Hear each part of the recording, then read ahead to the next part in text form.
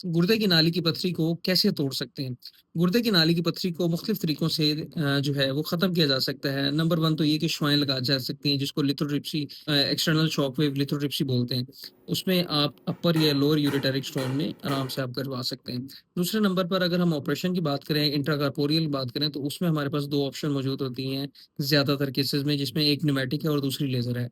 Pneumatic के अंदर basically एक ऐसा सिस्टम होता है जिसको हम एयर के ज़रिए या गैस के ज़रिए जोड़ देते हैं एक अपने सिस्टम को, और उसमें जो एयर का प्रेशर होता है, उस प्रेशर से जो एनर्जी जनरेट होती है, वो उस सिस्टम से गुज़रकर एक प्रोब की मदद से पथरी को प्रॉपर बार-बार हिट करती है बहुत ज़्यादा फ्रीक्वेंसी से, जिससे एक वाइब्रेटिंग एनर्जी पैदा होती है और स्टोन जो है वो मुख्तलिफ ज़रात में तक़सीम हो जाता है और बहुत ज़्यादा इफ़ेक्टिव मेथड है। ये बड़े-बड़े स्टोन्स भी आराम से इससे टूट जाते हैं।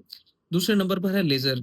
लेज़र जितना सोफिस्टिकेटेड है, उतना ही ज़्यादा एक्सपेंसिव है। लेज़र के इस्तेमाल से स्टोन को हम डस्टिंग भी कर सकते हैं, मतलब बिल्कुल पाउडर बना सकते हैं। दूसरे नंबर पर छोटे-छोटे ज़रात में भी तक़सीम किया जा सकता है। लेज़र जो है वो आपकी जो स्टोन क्लीयरेंस है, उसके अंदर बहुत ज़्यादा मुफ़ीद साबित होता है। न्यूमैटिक के अंदर ये प्रॉब्लम होती है कि उसके एयर प्रेशर की वजह से कुछ ज़रात कभी-कभार किडनी में चले जाते हैं और बाद में एक्सटर्नल जो शॉक वेव लिथोट्रिप्सी है, वो करवानी पड़ जाती है। लेकिन लेज़र के अंदर इस तरह का कोई मेथड नहीं होता और लेज़र को हम फ्लेक्सिबल यूआरएस या फ्लेक्सिबल स्कोप्स के साथ यूज़ कर सकते हैं, जिसकी अप्रोच बहुत ईज़िली हम किडनी के अंदर भी अगर कोई स्टोन चला जाए, तो वहाँ जाकर भी उसको अच्छे तरीके से हम ब्रेक कर सकते हैं या डस्टिंग उसकी कर सकते हैं। तो दोनों ही मेथड बहुत इफ़ेक्टिव हैं, लेकिन लेज़र जो है वो एक्सपेंसिव ज़्यादा है, अवेलेबिलिटी का उसका इश्यू है, लेकिन जो न्यूमैटिक है उसकी अवेलेबिलिटी बहुत ईज़ी है। लेकिन उसकी लिमिटेशन यही है कि उससे स्टोन के पीस जो हैं वो कभी-कभार किडनी के अंदर चले जाते हैं।